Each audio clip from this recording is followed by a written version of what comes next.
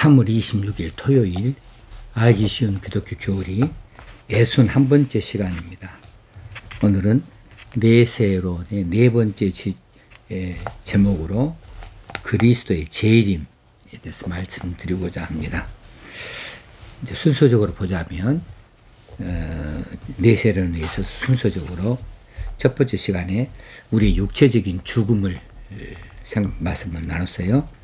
그 다음에 두 번째 시간에 죽은 다음에 영생에 대해서 이야기 나눴고, 어제는 죽음과 영생 사이에 중간기 상태, 중간기는 우리가 어디에 있을 것인가, 중간기의 상태에 대해서 말씀 나눴고, 이제 오늘은 이 모든 세상의 종말, 세상의 삶이 다 끝나버리는 그리스도의 재림의 때, 이 재림에 대해서 말씀을 나누고자 합니다. 예수 그리스도의 첫 번째 탄생은 구원을 위해서 오셨죠. 인류를 죄에서 구원하시기 위하여서 구원의 목적을 가지시고 초림하셨습니다. 처음 오셨다. 그리고 그 모든 목적을 다 이루셨습니다. 그리고 이제 두 번째 장차 오실 때를 재림이다 이렇게 이야기하죠. 재림, 다시 오신다는 거죠. 이 다시 오실 때에는 처음 오실 때 초림 때하고는 다른 목적이죠. 재림 때에는 심판 위하여서 오시는 겁니다. 심판주로 이 땅에 다시 오실 그분이 되어지죠. 그런데 예수님이 재림하시기 전에 성경에 보면은 대사건들이 있을 것으로 이렇게 기록이 되어져 있습니다. 중대한 사건들이 반드시 일어날 것이다 라고 이야기를 하고 있어요. 그 첫 번째는 복음의 세계적인 전파입니다. 땅끝까지 만국의 구원의 복음, 이 천국 복음이 다 전파되어질 것이다 하는 것이죠. 그렇지 않겠습니까? 어떤 사람들은 복음을 다 들을 기회를 가졌는데 어떤 민족은 이 복음을 들을 기회 없이 그냥 심판의 때를 맞이하게 된다면 얼마나 억울하겠어요. 뭐 그렇게 한다 해도 어쩔 수 없는 일이긴 하겠지만 그래도 사랑의 하나님께서는 만민들에게 이 구원의 복음을 다 듣게 하시기 위하여서 각 나라의 언어로 이 복음이 다 전파되어지도록 그렇게 해오셨습니다. 그런데 지금 그 일들이 이 성경이 번역이 되어진 것이 아주 소수민족의 언어로까지 성경이 다 번역이 되어지고 모든 민족들에게 이 복음이 증거되어지고 전파되어지고 있다.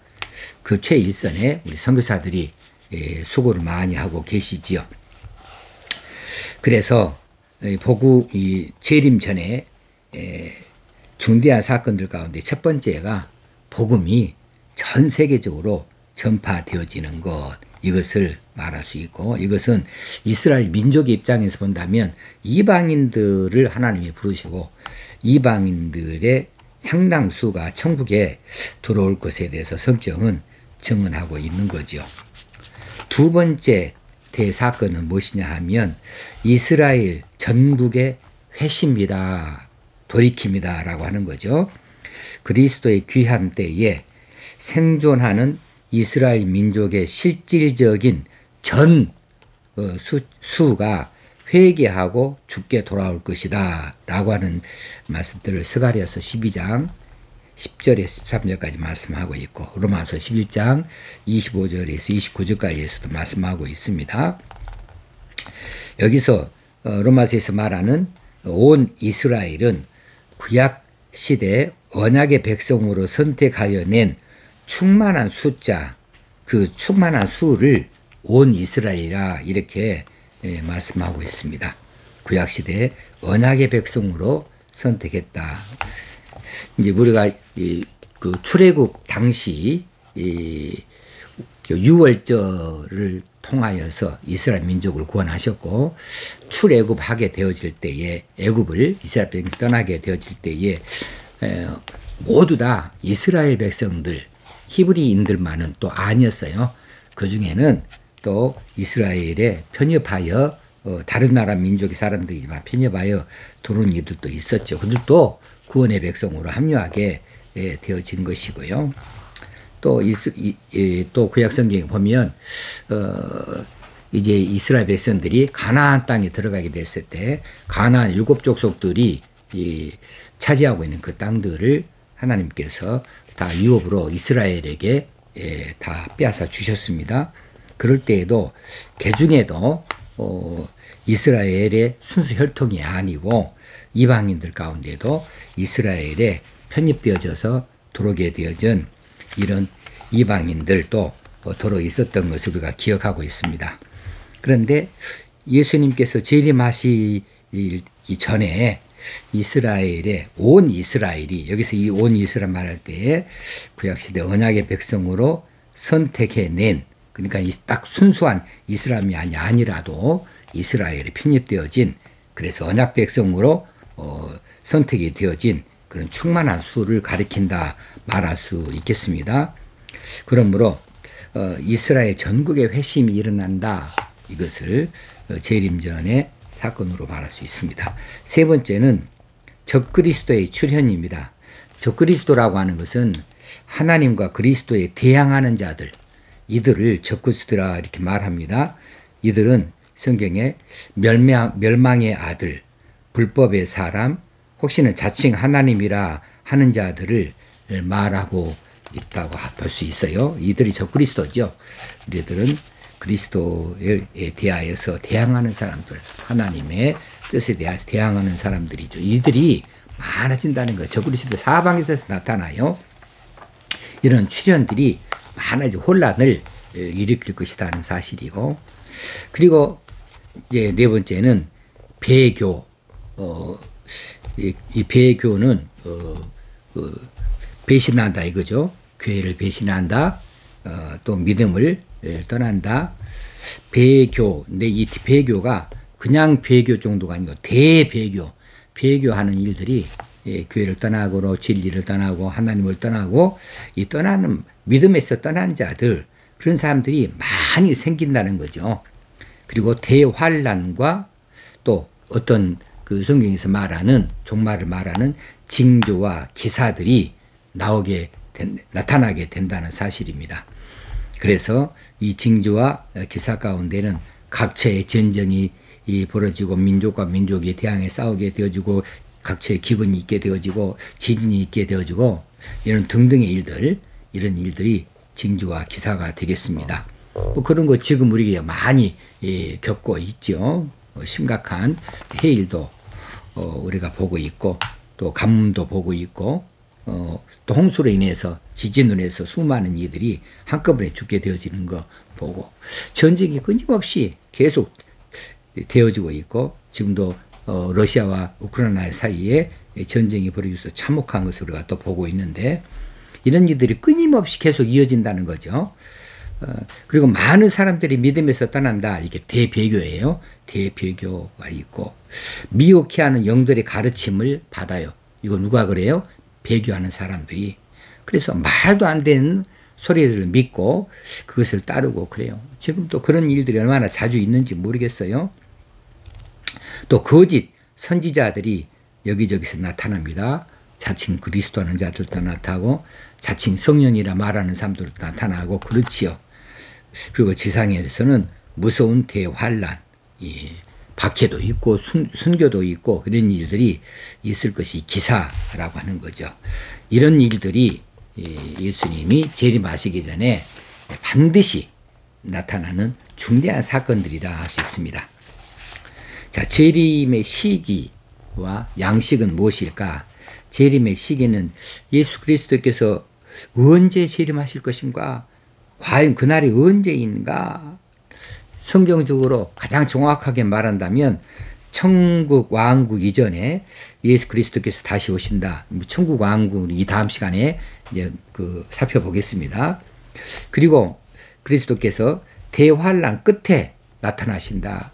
그러니까 예수 그리스도 재림 전에 이런 대환란들이 있다고 했으니까 이 대환란 끝에 오신다는 것은 우리가 알 수 있겠습니다.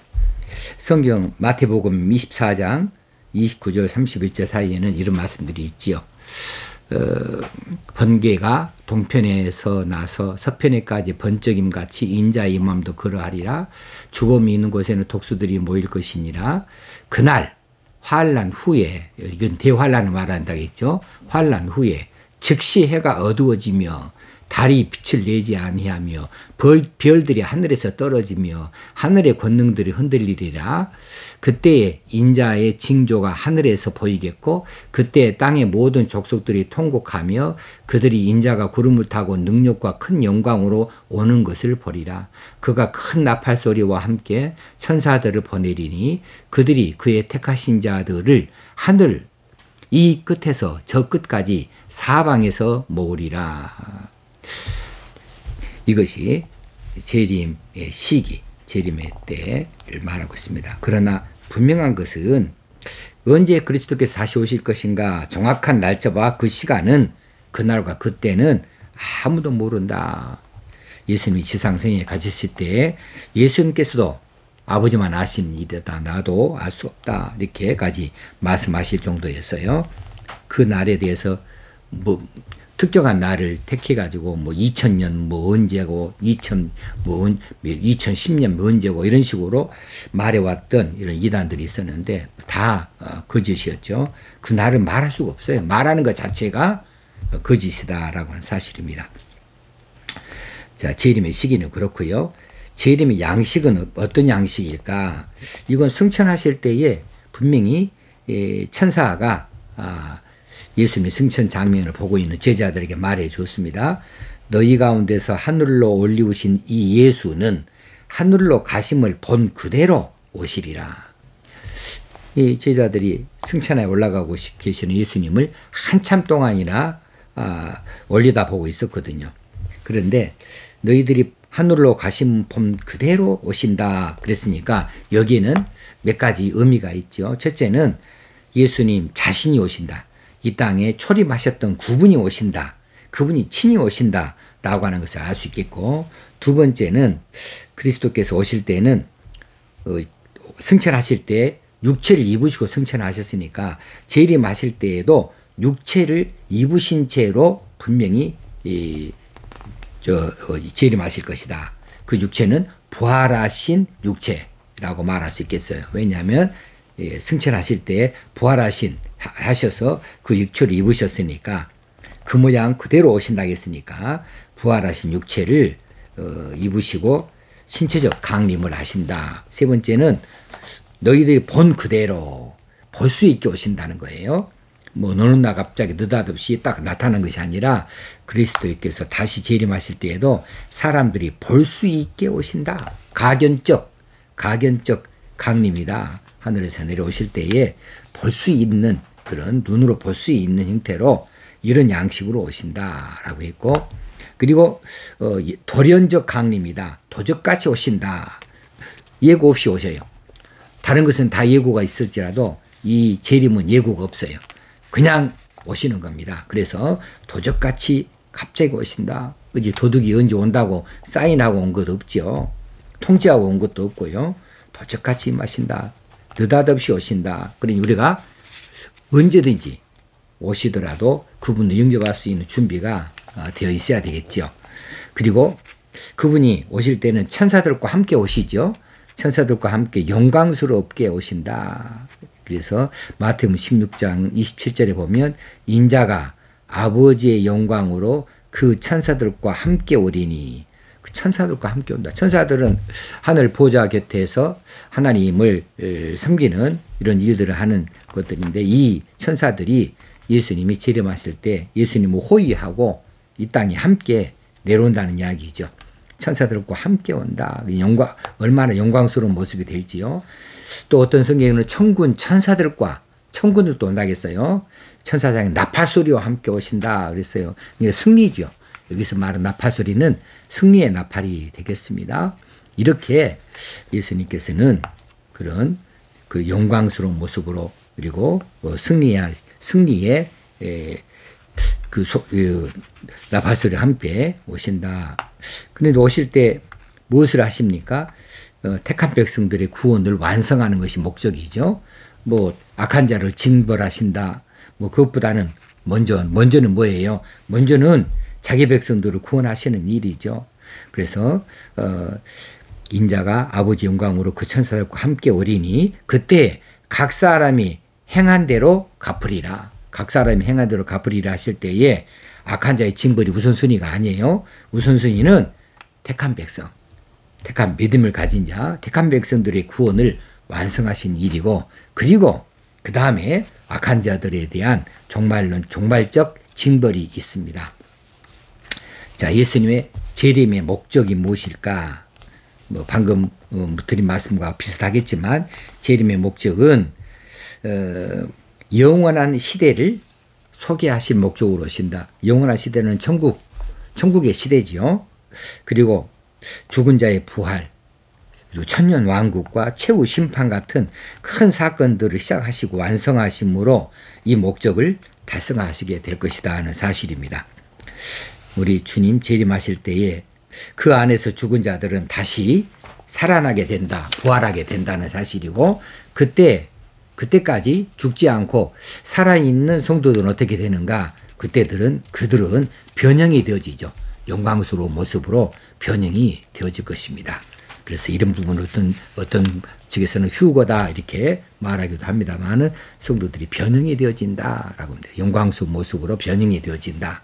그리고 교회들은 어린 양의 혼인잔치에 참여하게 되어지고, 성도들에게는 이제 상이나 면류관을 받게 되어지는 그런 일이 있게 될 것입니다. 여기서 상이나 면류관을 중요하게 생각해야 됩니다. 상이라고 하는 것은 다 등급이 있는 거예요. 큰 상도 있고 작은 상도 있을 수 있고요. 그리고 악의 세력을 파멸하시는 일은 그들을 지옥 불로 다스릴 것이다. 지옥에 꺼지지 않는 불로 던져질 것이다 하는 사실입니다. 이것이 재림의 목적이 되어지겠습니다. 자, 우리가 살아있는 믿음을 가지고 우리 예수 그리스도의 재림을 믿고 그분의 재림을 환영할 수 있고, 혹시 우리가 이제 먼저 우리의 생명이 다하여서 재림 전에 우리가 세상을 떠난다 할지라도 우리는 어디로 간다고요? 둘 중에 하나라고 그랬죠. 즉각적으로 천당에 들어가든지 아니면 지옥굴에 들어가든지 바로 들어간다. 이것이 중간기 상태에 대해서 말씀을 나눈 바가 있습니다. 그리고 그날에 우리 주님 공중 재림하실 때 각기 다 나와서 이제 부활하여서 육신을 입고 영광 중에 그분을 배웁고 영접하고 그렇게 되어질 날이 있을 것입니다. 오늘 우리의 믿음들이 거기까지 나아가고 변치 않은 믿음으로, 흔들림이 없는 믿음으로, 승리하는 믿음으로 이 시대를 이겨나갈 수 있어야 되겠습니다. 감사합니다.